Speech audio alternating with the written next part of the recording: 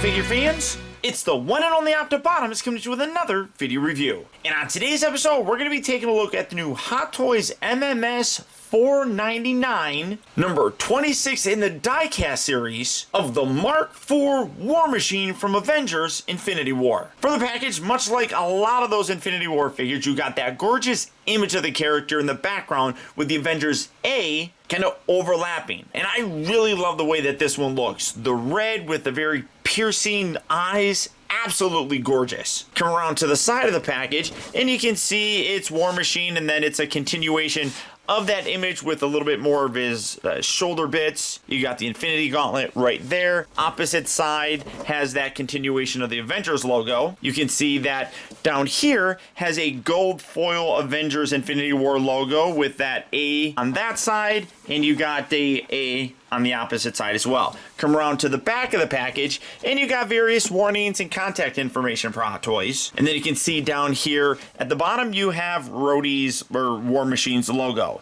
Now, this is a little bit harder to pull off. I don't really know why, but it is a slip sleeve cover. It just doesn't seem to slide off all that easy. So here, let me do this. Whew. Wow, that seriously is the most difficult package I've ever had to open for Hot Toys. But when you finally get it open, you got a really nice wire image of Rhodey right there. The opposite side here has the logo for him. The back section here has the cast and crew responsible for making the figure. And then much like all of these die-cast figures, you slide this up, and then on the inside, you have this nice giant foam piece that says War Machine Mark IV, and then you open this, everything's probably going to fall out. So let me try to hold that on an angle. But you open that up and you have all of his accessories. But for the packaging on this, I'm going to have to try and figure out how to close this up a little bit easier. One thing that I've noted, it's like with the die-cast figures, they had a plastic slip sleeve cover before in the past with all the Iron Man figures. I wonder if that's kind of why it's such a difficult thing. I have no idea. But for the packaging on this guy, that's about it. So without further ado, let's get him out here and see how cool he actually is. Alright guys, so here we have the Mark IV War Machine opened up and out of its packaging. And as always, you do get the instruction sheet. You do want to make sure you go through this. Shows you how to install the batteries, how to swap out the parts and everything. And in general, it's just a nice resource to have so that you know exactly everything that this figure is capable of doing. And as always, these are very expensive pieces that you don't want to damage, and this will help you prevent that from happening. But then coming down to take a look at his accessories, he comes with a pretty decent amount, as you would expect. In addition to the two fisted hands that are currently on him, he does come with a pair of articulated hands. That same amount of detail that we get always is nicely present here, including the digitally imprinted camo on here, which we'll take a closer look at. But as you can see, these fingers allow you to get kind of any pose really that you want. Even kind of a fist. I mean, you can bring all those down and it's pretty close to being a fist-ish, I guess. These are usually the hands that I will use on my figures, so it's nice that they obviously include those. You also do get a pair of repulsor blasting hands, which are done up in a wrist angle sort of pose so that you can plug that into the wrist and get a really nice blast effect going with it. We get a great detail on here.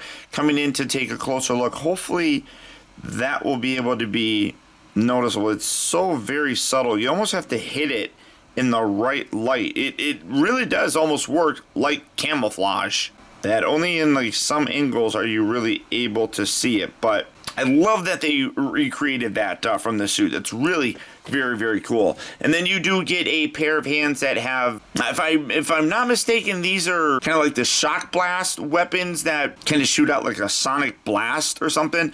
I don't understand how it works, to be totally honest. I mean, you got this big giant piece right here that comes up seemingly from his hand. I mean, I don't know where that slides down and hides, because his hand's there. I don't know how that works, but whatever. I mean, it's still really nice. Looks pretty cool. Again, you got that nice camo effect on there, which again, you got to hit it in the right light to kind of see it, but then real nice silver paint on the inside with those extra details. Just another way to have some extra armor bits on an already heavily armored War Machine.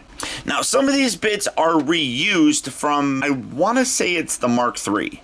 Mostly his entire arms are reused, well, at least the lower portion of the arms. So it makes sense that these are going to be reused as well. They just plug in to the outside of the forearm section. Great detail though. You can see some nice silver in there. The barrel here has a nice silver tip around the edge. Overall, I mean, you got some nice silver on that side as well. Real nice detail on here, and again, real nice way to armor up. And then on the inside of the forearms, you can plug these in, which are just extra guns. So again, we got these previously.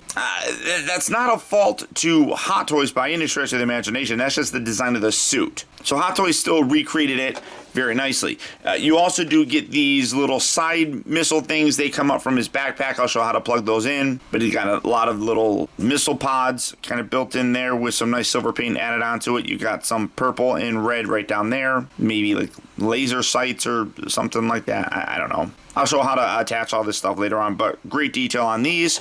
And then you do get these little missile bullet things.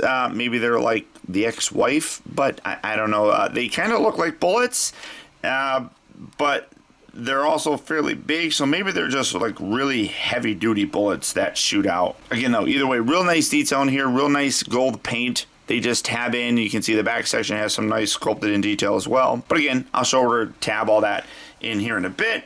And then finally, well, I shouldn't say finally, but weapon-wise, he does come with his shoulder railgun. As you can see, it's in a tri-barrel sort of configuration, but it's a giant back gun, which is normal for the War Machine. Now, you can attach this a couple different ways. You can have this piece just plug into his back in a, drop it, in a non-deployed sort of configuration, or you can bring this piece out if you want to deploy it, and you can plug that in there. This part will then go into his back, and then you can pull that off. You can articulate this all the way around.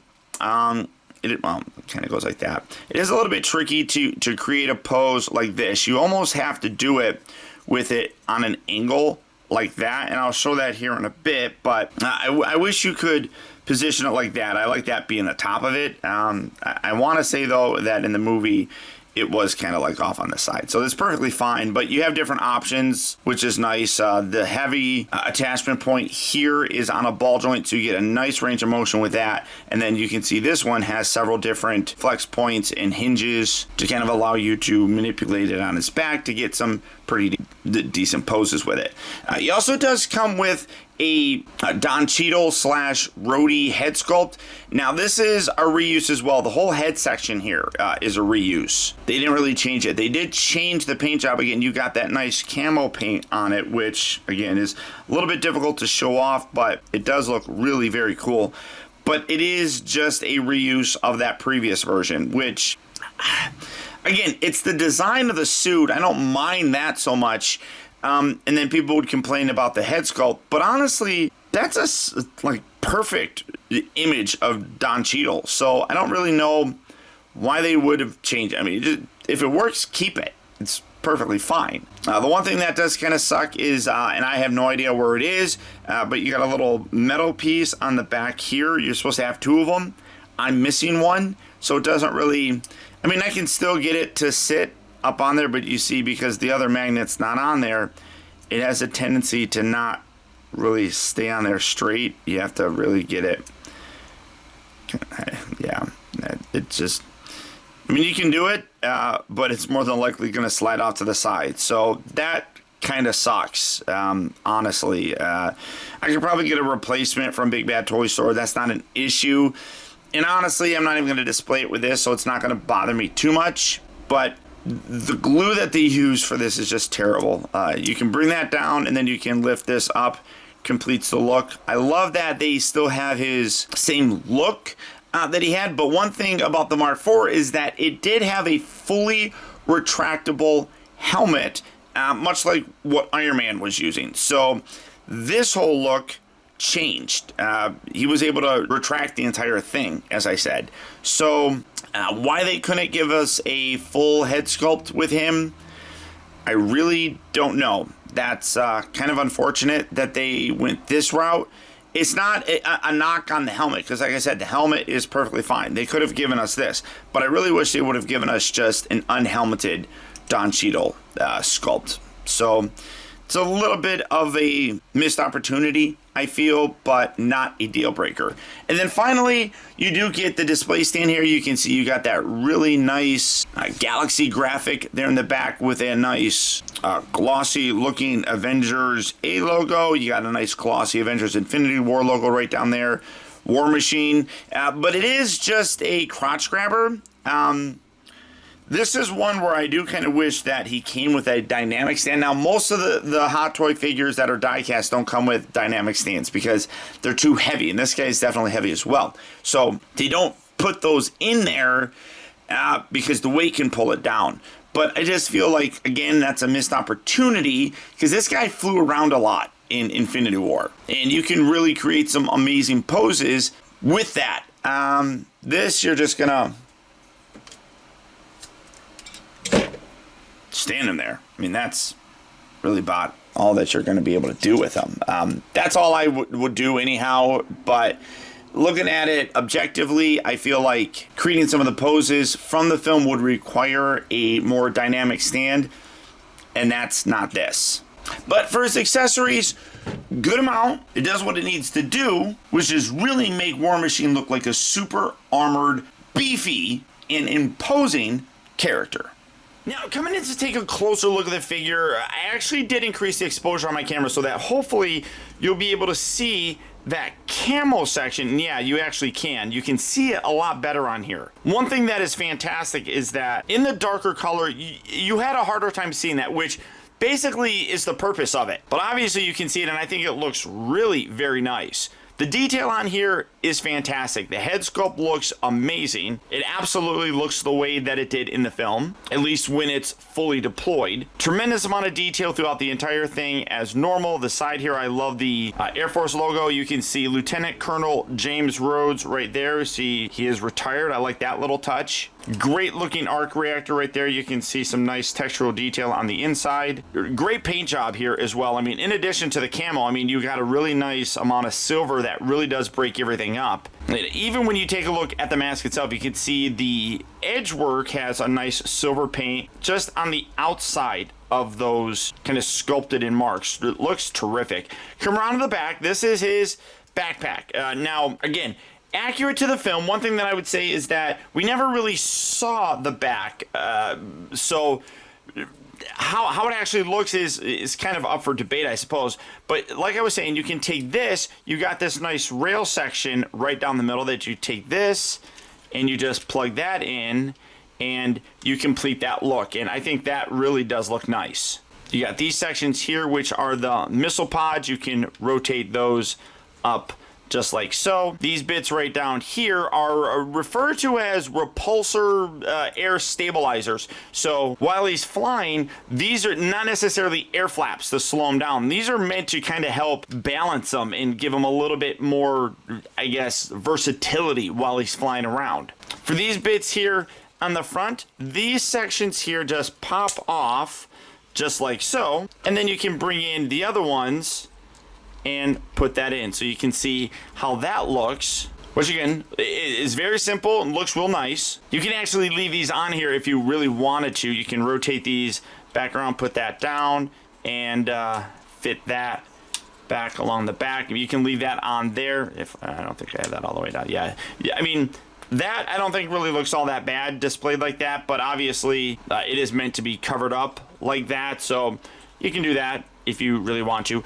Come around here to the front section and just kind of continuing on with the rest of these accessories and putting them on. These bits here will open up just like so. You got a nice compartment on the inside there that I don't know if I have the right side. Maybe it's this one. You take that and that will tab in just like so. Unfortunately, you can't close that while they're inside there, but that looks cool as well. And then just kind of wiggle that and make that fall down all the way, and then you can close that just like so. Coming back to the back section as well, this piece right here, this is kind of what I was talking about in terms of the overall articulation of the piece. Let me zoom back, and obviously when this is attached, it's stuck in there. Bring these back down, hiding those sections.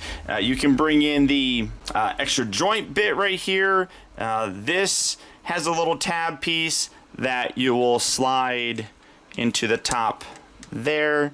Just fit that in. And then this piece here, you basically attach that, and you can kind of get it. I mean, like I was showing you. I mean, this actually is a little bit loose, but it goes off to the side. You can't put it like that, but as you can see, as I'm dropping it, this definitely needs to be tightened on here. So I'll probably have to play with that a little bit, but I wish that I could get it. I mean, obviously you can do that like that. Well, you can't even see it. So let me angle up a little bit. Sorry about that, guys. Why don't you guys tell me when I'm not showing things properly? I mean, you can have it up like that, but I like it off to the side a little bit more, so I'll probably display it like so. But I do wish that you could do a little bit more with it. Now, obviously, if you take these, that gets a little bit more flexibility with it, because this section can't go that far over when this is down. So if you moved it up, you could do something like that, which, okay, but you can't really put that down and have that on there. And yeah, I'm kind of disappointed at how loose that is. That just, just doesn't really hold a pose very well. So unfortunate quality control aspect. This piece actually popped off. So these pieces here are meant to enhance the flight stabilizers here. So again, getting him to stand, pull back a little and come down. What these sections here do, you want to remove these, and then again, they're on a little sliding thing here. It tells you not to slide them from this point, just actually take them off and lower them, and you can see that they sit down a little bit lower here. And again, these are just meant to be like extra stabilizers for them, but you can see it's a very subtle change. One thing that I'm also noticing is that the silver here has a terrific amount of paint on there, which gives it a very nice rainbow effect. I don't know how well that's coming across. You can kind of see it on here as well. I mean, that looks really terrific. So the overall, I mean, display for them is fantastic when you get them all, armored up and everything and just looking massive like that. I love all those extra details that they put in there. So removing this for right now, and then one thing I forgot to show is he does have the light up eyes. This piece right here detaches, and then you have the switch on the inside here that lights those up. It's a little bit obviously harder to see, but I love that the eyes are a nice red light up effect. And then even when you turn them off, the red, well, not so much on this one. This one definitely you can see the red pretty well, but I love that you can get that lighting up beautifully there and put that back on his head. And then the arc reactor here in the back. Oh, come on, what's happening, Paul? You're failing at this miserably. All right, there we go. This one here is a little bit more tricky. You have this panel on the inside here that has to get pulled out, which I can't ever do it. But one thing that is cool is you don't really need to leave that in there. And that's, yeah, that's, this section here is quite difficult to get out, and I am using the included plastic tool as it instructs you to, but the switch is underneath here. Hold on. All right, so the piece attaches here, but you can actually leave that off and you can close all this, and when you put the gun on there, you don't even really notice the switch and battery section there, but you have this. Flipping this on gets some extra lights going here. You can see that lights up nicely. You got some red sections here and along the abdomen area that light up. That's really cool. And then just turning that off so you can see those kind of illuminate. Love that. That's a great looking effect that I love seeing. Now granted, the concept art actually showed more light up sections than here. I mean, he had to like in his legs and stuff, like right down here and everything, but they chose not to light those up. I'm okay with that. I think that those look fine, and obviously I don't leave my figures lit up all the time, so it's perfectly fine. But like I was saying, you can position this back over, and you can actually kind of hide that battery compartment fairly well. So I'm just going to leave the little cover off for that. But taking a look at the rest of the body, again, terrific amount of detail. You got the Mark IV right there printed. You have the military logos there. Rest of the body looks fantastic. Again, nice mixture of that dark gray, the camo, and then the silver thrown throughout. You got the military logos there on the side. You can see gorgeous silver on this bit. Legs, you get a lot more of that kind of bulk to him. A lot of the weight feels like it's in his legs, which maybe that's by design, because now Rhodey is paralyzed and he has to have extra kind of mechanisms in his leg to help make him walk. So I don't know, maybe they recreated that. I don't know.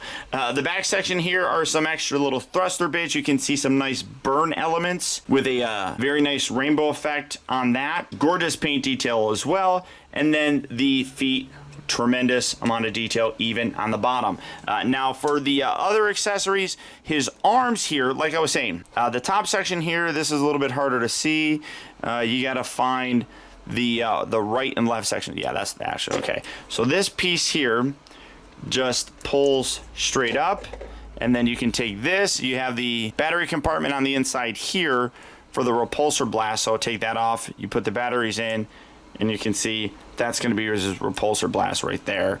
But putting that there, bringing this in, tabbing that down, and then rotating that to the other side. This one's a little bit more tricky to do. Again, use the tools when you have them, and just kind of wedge this in. Here, where's this at?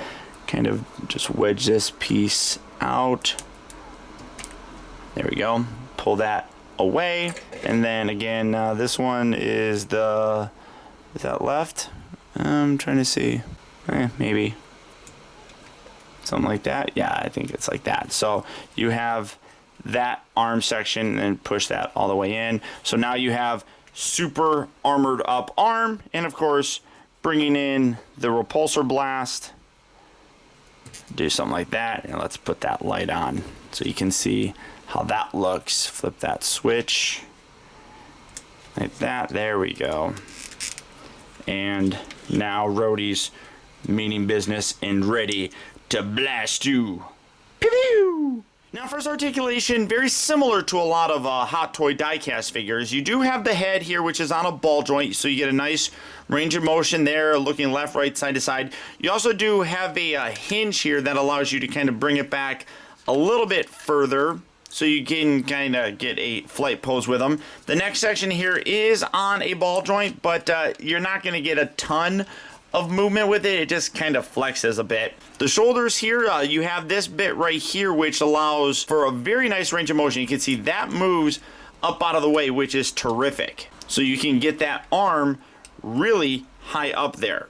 You can also rotate it all the way around. It rotates at the bicep, and then the shoulder also has a bit of a butterfly joint, so you can get a good range of motion there. Come down to the elbows. Those have two joints. You can see you have one joint kind of moving there, and then the secondary one. So double joints are always fantastic. The wrists are on ball joints. If you have the articulated fingers, obviously those are articulated, so you can move those around. Come down to the waist section. It does by itself have a ball joint right there, so you can kind of pivot it side to side, rotate it around a little bit. The hips are kind of locked into place right now, but what you can do, much like all other diecast figures, extend it up, then you get a wider range of motion with it, and also a nice deep bend. You can see that it does create some gapping here, which is a little bit ugly, to be totally honest. You see it a little bit more when you lift this up, that is kind of unattractive there. So just be aware that you're going to get some of that gapping if that happens. Come down to the hip section. You do have these pieces that have a little hinges and swivel, so you can kind of move those up and out of the way. And then these pieces here also can move out of the way, which allows you to move it forward and back. Not a lot of range of motion. The back section here for his butt also has a little bit of a spring, so you can kind of move that back as well. But what you can also do is extend those down.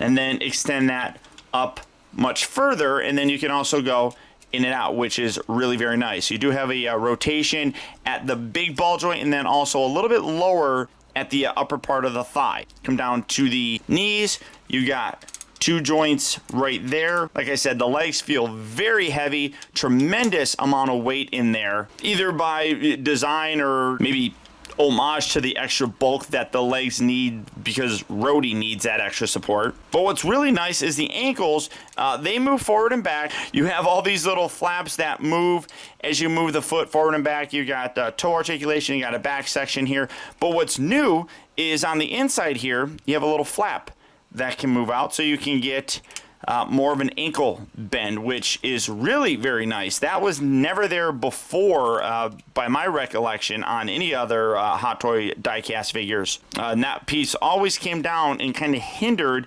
that articulation at the ankle. So, now, real wide pose right there, which is absolutely terrific. So, good level of articulation, some new little pieces thrown in there, and in general, a very nicely crafted figure that, for display purposes, looks absolutely amazing. And yes, this piece fell off. It is just a little bit of a glue thing.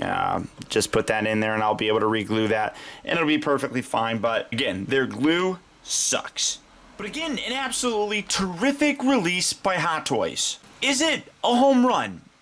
Not entirely. While it does a really great job of recreating the way that the suit looked in the film, the biggest downfall, I would say, is this. Not giving us a full Don Cheadle head sculpt completely unhelmeted. That would have been a home run. This is a solid triple, I would say. But everything else that we have here is outstanding. The paint detail is wonderfully done. The way that they digitally imprinted the camo on here is fantastic. The accessories are solid, even though some of them are reused. Again, that's not a fault of Hot Toys. It is just the way that the suit was designed, and they recreated it. And of course, the articulation is fantastic. This really is just about everything that you would want in a War Machine figure, with the exception of that unhelmeted head, which I do think they are going to release with the Iron Patriot Mark II. But to be totally honest, I